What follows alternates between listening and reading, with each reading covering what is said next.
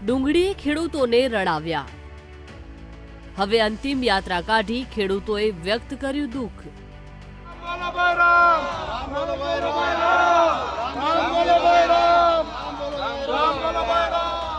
ભાવનગર જિલ્લામાં ડુંગળીની નિકાસબંધીને લઈ ખેડૂતોએ અનોખો વિરોધ કર્યો હતો। દિન પ્રતિદિન દરરોજ વિરોધ પ્રદર્શન કરવામાં આવી રહ્યું છે, જેના ભાગરૂપે જિલ્લાના ઘોઘા તાલુકાના નેસવડ, મામસા અને ઉખરલા ગામના ખેડૂતોએ ડુંગળીની અંતિમ યાત્રા કાઢીને વિરોધ નોંધાવ્યો હતો।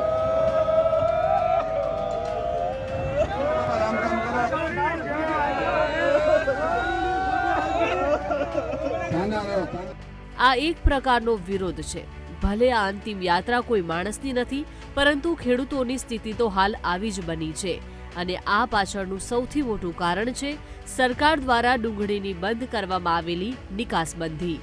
કારણ કે નિકાસબંધી કરતા ખેડૂતોની ડુંગળી હાલ પાણીના ભાવે વેચાઈ રહી છે, જેનાથી ખેડૂતોને નફો મળવાની વાત તો દૂર, પરંતુ ખર્ચ કર્યાના રૂપિયા પણ માંડ માંડ મળી રહ્યા છે। તેમજ મહુવા અને તળાજા અને પાલીતાણા અને ગારિયાધાર આ તાલુકાની અંદર ડુંગળી પકવતા ખેડૂતોની એક વેદનાઓ છે કે ડુંગળીની સરકારે નિકાસબંધી કરી છે। એ નિકાસબંધી કરી છે, એમાં ખેડૂતો પાયમાલ થઈ ગયા છે। તો આ ખેડૂતોને પાયમાલમાંથી બચાવવા માટે ભંડારીયા ગામની અંદર અમે એક જબરજસ્ત ગઈકાલે જે ડુંગળીબેનનું જે મૃત્યુ થયું છે એમની શોક સભામાં તમામ તાલુકાના કાર્યકરો અને તમામ તાલુકાના આગેવાનો અમે અહીંયા શોક સભામાં હાજરી આપી છે। અમને પોતાને એવી અંદરથી છે ભાવના કે આ આપવી જોઈએ। કેન્દ્ર સરકારે અત્યારે આ સમયે ખેડૂતોની સામે જોવું જોઈએ, જેથી કરીને આ ખેડૂતોને કંઈક ફાયદો થાય। બાકી તો બધા ખેડૂતો પાયમાલ થઈ જશે ભાઈ। અત્યારે શું બજાર છે ડુંગળીની?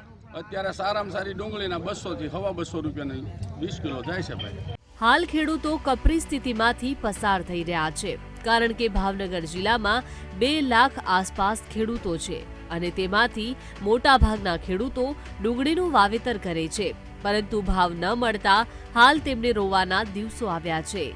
નુકસાની સહન કરવાના દિવસો સામે આવ્યા છે। ત્યારે જોવાનું એ રહેશે કે ખેડૂતોની હમદર્દી હોવાની વાતો કરતી સરકાર ક્યારે ભાવનગર જિલ્લાના ખેડૂતોનો અવાજ સાંભળે છે। નીતિન સોની, વીટીવી ન્યૂઝ, ભાવનગર।